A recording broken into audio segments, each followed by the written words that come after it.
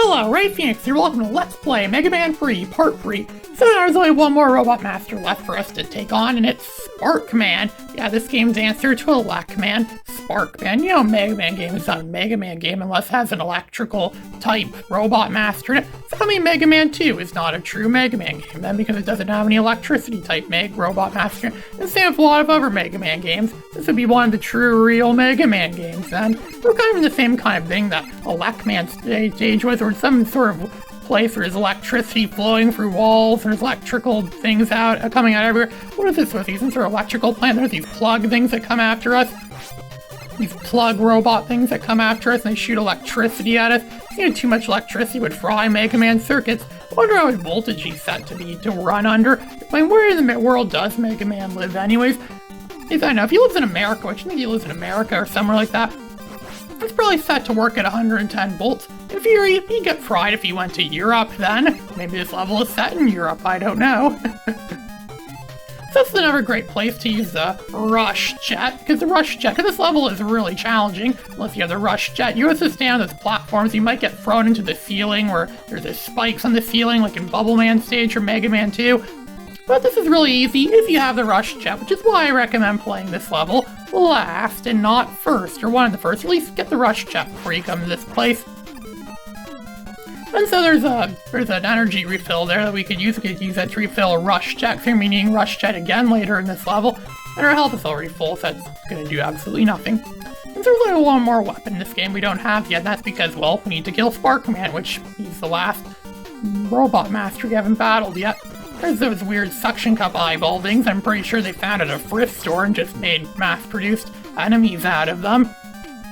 Most of the enemies in this game are probably found at thrift stores, which should explain why they're so weak. And before they were at thrift stores, they were probably found at McDonald's Happy Meals or something like that, which would explain why they break so easily, because they're cheaply produced.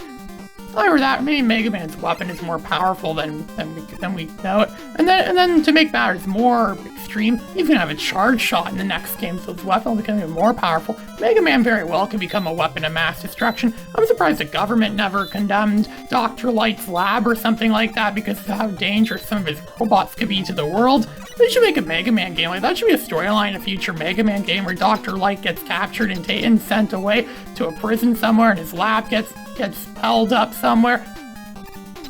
Or so he could, and his whole lab gets held up somewhere, Mega Man gets confiscated or something like that.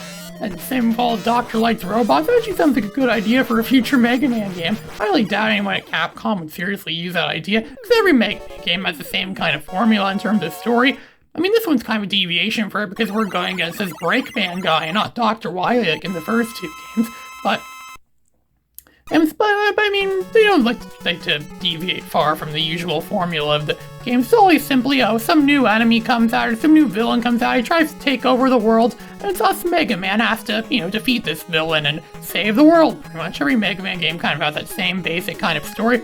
So now 4 of the levels have been taken over now, or some things have changed in them, where the levels are now very different now. They're full of new obstacles and new hazards. But at this point in time, we should have pretty much everything you could unlock in the game. All the rush power adapters and the rush, whatever you call them, and all the weapons, they should all be present and accounted for because we defeated all the Robot Masters in the game. And so now we're going through these levels where we're going to come across some more familiar foes in these levels. So we're going to Spark Man stage again. Yeah, we're just here 2 seconds ago, and now the place has changed. It looks like something out of a nightmare now, where we have these bouncy roller things. Look like they came out of a funhouse or something like that. Yeah, this is like the funhouse version of Spark Man stage. This level is actually easier than Spark Man stage was. Of course, the levels are more challenging. It's actually kind of easier now, actually, because they have so much stuff around you can jump on. You can easily jump on there, but I don't want to risk it, so I'm just going to use Rush Jet, because why not? We have a Rush Jet, so we might as well make use of him. There's no way you could not have Rush Jet when you get to this level, unless you cheated or something like that. But again, I don't know. I never play games of cheating. I never used a Game Genie. I had a Game Genie for the original NES. I think they got rid of it at one point, so I never figured out how to get it to work. I always put it in, and it's like, what way do you put this thing? And how does it? It always does nothing when I turn it on. I think it's supposed to allow you to enter cheat codes, things for games or stuff like that. It's kind of like what a Game Shark was in the PS1 and PS2 era. Oh, look at this. Remember this guy? It's Metal Man. the ghost of Metal Man is taking over this robot we're fighting against, but he can just be destroyed easy with Magnet Man's weapon because, metal would attract to magnets, so I guess that's kind of how this logic works. If Metal Man were in Mega Man 2, if Magnet Man were in Mega Man 2, he would be the weakness for Metal Man. Most likely, but again, Metal Man was kind of weak against himself.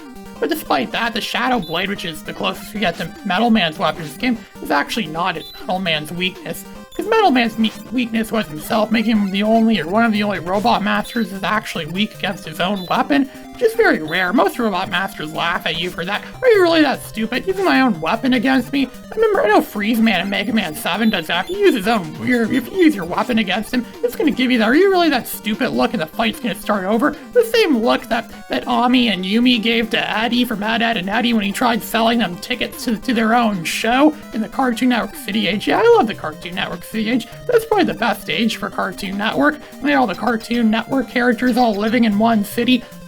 I remember there was that one where the professor locked his keys in his car, and then all those different Cartoon Network characters tried opening it up, but as it turns out, his door was unlocked, so someone could have just stolen his car.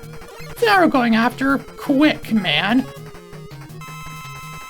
Yeah, I remember Quick Man, and he's obviously going to be weak against the slowest weapon in the game, the Gemini Laser, the slow as balls weapon that just slowly moves and bounces off walls. It's so slow, it makes a snail's speed really proud. It can really destroy him if you use it properly, and then we're mostly useless when we can't use Gemini Laser against him. I think I hit him, that little shot there. We barely won. Destroyed Quick Man. That really turned out quick, actually. Yeah, that was a pretty quick fight overall. He's Quick Man, so what do you expect? So now we're going to Needle Man stage. Yeah, Needle Man stage is city on a boat, or whatever you call it. Ship city, is boat city, or city at sea. It's nighttime now, time has passed. So we're gonna see things we didn't see in the daytime. I don't know, could we hear raccoons maybe, chewing up at the sails maybe some other night creatures, maybe some snakes and spiders, maybe and other creatures that come out at night, possibly Michael Jackson. I'm pretty sure Michael Jackson did all his work at night, right? And of course, we still have the same usual, those comb things. I don't know you call those things that come from the ceiling and try to crush us. And now they can form whole walls now, too. Ooh, they're a bit more advanced and they form whole walls. Imagine doing this all without getting a hit. I think Real Mithril may have went through this whole level without getting a hit. I don't remember. I haven't watched this video in like over a decade. So use a Rush Jet here, makes everything easier. Rush Jet makes, absolutely everything. Makes it easy to get any health thing imaginable. So you can use a Rush Coil here. You can also use a Rush Coil out too, but you always have Rush Coil. You get that right from the beginning of the game. Here's a pretty weak enemy that you can just destroy with a bunch of shots. Look at that. Destroyed easy. So I guess use a Rush Jet and get that 1-up up there. The 1-up still change color depending on what power Mega Man currently has equipped right now. So we're being Rush, which Mega Man suit turns red just like the color Rush, just like in Mega Man 2 when he was using those items. In this game, we're using Rush, so Mega Man's suit changes red to indicate that he's using Rush. We're getting every E-Tank. This game is very generous of E-Tanks overall. More generous than some of the later games are going to be. And some of the later games don't even have E-Tanks at all. And so now we're going after the first boss. Each of these new corrupted levels, or whatever you want to call them, have 2 bosses. And of course, as you saw from the first one, they're ghosts of Robot Masters we defeated once before in Mega Man 2. See, Airman's pulling a trick on us. They made it look like our spark weapon was low on energy, but it's actually not. It's probably just mostly the game with the flicker. This game does have a lot of flicker. A lot of the NES Mega Man games have flicker. It's common for NES games to have flicker. I'm playing this on a Nestopia emulator. I think it might do that on purpose to help to make it look more like give it a genuine NES feel or something like that. Or genuine NES look or something. Like, NES games are very flickery a lot of the time. I can't even tell if the game was playing properly a lot of the time too, which is, not uncommon for NES games. You really had to take those games out a lot of the time and clean those cartridges of alcohol and put them back in. There was a lot of times I couldn't play games on the NES because the game just simply wouldn't work. A lot of people say that cartridges are better than discs, because discs, but it's simply cartridges that do have their fair share of flaws, just like discs as well too. Overall, I'll admit, I like cartridges more than discs overall. but because they're more durable and they last longer, but even cartridges are not always perfect. I bought a lot of N64 games once from a store one time, and I could barely play any of them because they didn't work, because, I don't know, some sort of connection thing or something like that.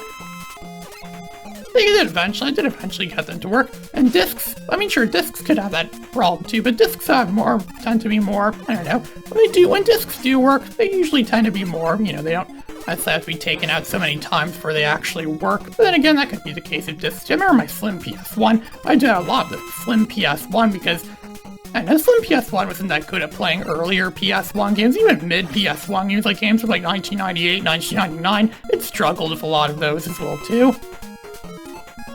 It's true. I remember one time I tried playing Ape Escape and it made the whole level look freaky, look all psychedelic looking, and the game played in Japanese. Yeah, I wonder there's Mega Man games in the PS1. I wonder what it would be like if you played a Mega Man game like that, where all the textures don't load properly, and everything looks all broken up and stuff like that. They should make a mod like that. There might be a mod like that for Mega Man. I know there's like Kaizo Mega Man where the game's like nearly impossible to play. I remember watching the Kaizo. I first discovered Kaizo for some of those games where I actually watched the real games and thought that's how the real games were. I actually thought the real Super Mario World was like what Kaizo's Super Mario World is. And I thought, whoa, this is hard as hell. I'm not gonna like this. Then I played what real Super Mario World is like, oh, okay, this is a good game. Yeah, this is really good. I never actually had an SNES before. I often consider the SNES to be the greatest gaming system I never owned. I have an original NES. I still have my original NES. It got repaired like 12 years ago, but last time I used it, it still works. I can't really use it that well anymore. I mean, it has a different power supply now, which makes lines appear in the screen now when I want to play on it. It's hard to get it to work sometimes too, so I usually just resort to emulators. I mostly play NES games now on my Raspberry Pi, right? And that's the best thing I have for playing NES games. The Raspberry Pi 400 is the greatest thing in classic gaming you could ever buy. You don't need to buy another classic system again if you have a Raspberry Pi at your side. So I think we're using Hard Man's weapon. Yeah, it's the first time I think we're actually going to be using Hard Man's weapon against Crash Man. Yeah, Crash Man's gonna do his usual thing where he jumps around and throws his crash bombs at us. It's sticking to the ground. We can just punch his lights out with the Hard Knuckle weapon.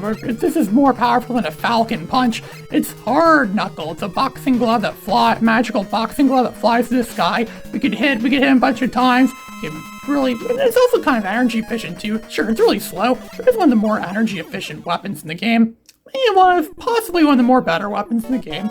It sucks, but it's not as sucky as most of the other weapons in this game are. This is Ray Phoenix, signing out.